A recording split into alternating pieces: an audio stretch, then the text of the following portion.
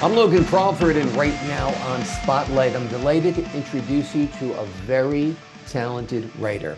Her name is Bozena Harding. She's the author of a captivating book called Three Little Birds, and she takes readers on a poignant journey through the lives of Mama Bird, Daddy Bird, and Little Birdie, emphasizing the significance of unity and understanding in the face of adversity. We're delighted to have this very talented author join us here today on Spotlight. And we ask viewers like you to support writers like her by subscribing to our channel and by purchasing her delightful book. The links are below this interview. Bozena, thank you so much for joining us here today on Spotlight. Thank you. It's my pleasure. I love this story. It seems like a classic tale in many ways of Mama Bird and Daddy Bird and Little Birdie. How did you come up with it and keep it original and fresh and imaginative as you have? Well, this is not the only book I wrote. I have another few books, but with birdies, the story was that one day I picked up my granddaughter from school and we went to the playground. And I've noticed that the children who are wearing private school uniforms are not mixing really well with the children from the public schools. And, you know, there is this sort of distance between them. And I thought, well, there's a story in it. Why those children don't, because of the uniforms, why they don't play together? Because she's better because she's from private school and this one is worse. So that sort of came to my head that the children are children, you know, and they should be playing together and shouldn't be that distance between them. And so it doesn't matter, you know, what status you've got. We have to get them together and, you know, appreciate each other. Yeah. Absolutely. And you represented those children in birds and wildlife instead, which is great, So it's great lessons for children to learn, yet it's entertaining because they're seeing it through the eyes and the lives of Mama Birdie, Daddy Birdie, and Little Birdie. That's great. Well, I'm trying to put in my books the facts from life, which is practical way of passing the message to the children and teach them things, not just, you know, dinosaur got dirty and got washed and went to bed. And what is that teaching them, you know? Exactly. What's the point of it? Exactly. So, I'm trying to pass the message through the stories.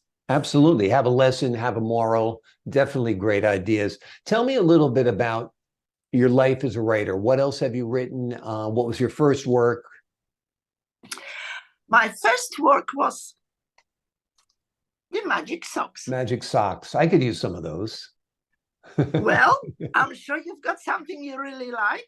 And you think, well, if I'm wearing my T-shirt today, I'm going to have a good day. Well, I have, trust me. So this is teaching kids about their self-esteem, about their beliefs, you know, messages like that. So, it's about a little boy who had his favorite socks, who tried to play soccer, and when the socks, you know, disintegrated, he thought he's never going to play soccer again because his socks were gone. Wow. So, and it wasn't about the socks; it was about him. Right. Exactly. So, it's about self-belief and self-determination. Which are great morals as well. Yep. Look, it's not your lucky rabbit's foot, it's you that's making it happen. And that's the moral you're telling kids in this story, right? Exactly. And I hope my books are going to be sort of ageless, that, you know, and 3 years old can listen to it and 8 years old can pick up. And and I think they'll also provoke great conversation between parent and child, you know, because they are about the bigger picture. So I think it'll definitely spark great conversations at bedtime. And I think there's no better bonding time for a parent and child than reading a story at bedtime. It'll get them in the habit of reading, which should be a lifelong habit. and it will get them into the habit of talking to mom and dad about different issues. Maybe they know somebody at school who was excluded, or maybe they feel insecure about their Exactly. performance in a sport. So that's great work. Do you have other books in your hand there to show me as well? There's the Manuscript Yeah. as well. And I have 3 still at home, Okay. which I haven't published yet. But my ideas of those books was short story, very simple, pictures, because these days kids don't have patience, Right. like, oh no, I've had this story. They don't sit. They like to go on iPad and and Exactly. watch video screen. So they don't want to sit through the long story, so very simple, short, straight to the point, out. Exactly. Exactly. Well, that's great. Like I said, hold the children's interest. They have a lot of distractions nowadays, just like adults. They have phones and all that stuff. So it's great that you are able to get a message across to them in a very entertaining way, but not dragged out, which is great. What is the bus trip about, by the way? Bus trip is about young boy coming back from school on the bus and striking a little conversation with the older lady, because he had very good manners. He gave her the free seat, and the next time he saw her on the bus again, they start talking. She invited him to her grandson's birthday party, and when the boys met, they struck the friendship for a lifetime.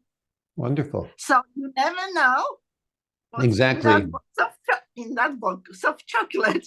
Exactly. So, by being humble and with good manners, you never know, your life could be rewarded. Exactly. Good deeds can bring about other good deeds. Now, when you're writing these books, do you test them on kids? Do you have any access to children that you can read them to, or like at a school or a public library or something like that? I test them on my grandchildren. Oh, okay. Well, those are the best testers of all, your grandkids. How old are your grandkids? No, but their reaction is, I already know this story. You already told me. That's funny. That's funny. I was going to say, tell me about the illustrations. They're very, very bold, very pretty. They seem to capture the essence of the story very well also. Very simple illustration. Right. Colorful, big pictures, no pastel colors. Just like, Yep. Just what like kids video like. games. Like video Primary colors. Now, you seem to have a great interest in children. Has this been your career always, or is this something that you've only picked up on in later years? Or tell me a little bit about that. Oh, no. I've done everything. Trust me, I lived on 3 continents. Wow. I've done a lot of work. And yes, when I semi-retired, I've been, taking care of, helping with my grandchildren. And when they start asking questions and, oh, why do I do this? Why do I do that? Then suddenly I could see that need of explaining to them what is happening, what's waiting for them. And I thought, well, maybe my legacy for them will be just writing a few books, and they can always go back to it and say, oh, she's gone, but I have her books. So exactly. My legacy for them to leave behind. That's wonderful. Do you want to share with us the name of the other titles that you're working on right now? Well, I haven't published them yet, but I have one. It's my first day at Kinder. Then I've got stories about 2 girls, which actually is based on my 2 daughters, about 2 ballerinas, and rival. Anything you can do, I can do better. I can do anything better than you. That sounds great. Exactly. Wonderful. When they were going to dancing classes, and one was better than the other, and how that works. That you don't have to be good at everything. you can be good at something else. Exactly, exactly. Well, Bozena Harding has been writing a number of children's story books now. They include Three Little Birds, Magic Socks, The Bus Trip, Rivals, and what was the other one? My First Day at Kinder. My First Day of Kinder. They're delightful books. As I mentioned, the links are below this interview. Click them, order them. Holiday seasons are coming up. Give this gift. It'll be a gift you give yourself, because when you read it to a child in your life, you're going to create a bond that lasts. You're going to spark conversation, and you're going to teach the children some great lessons. And there's no better gift than that. Go ahead. You just wait when my biography I will publish. Then will be something big we can talk about again. Okay, well, we're looking forward to talking to you about that as well, without a doubt. That sounds great. Thanks so much for joining us here today, Bozena. Thank you for having me. I'm very, very pleased with that. Okay, good. I'm glad you are. I enjoyed our talk as well. And to the folks at home, I'm Logan Crawford, thanking you for your time this time. Until next time on Spotlight.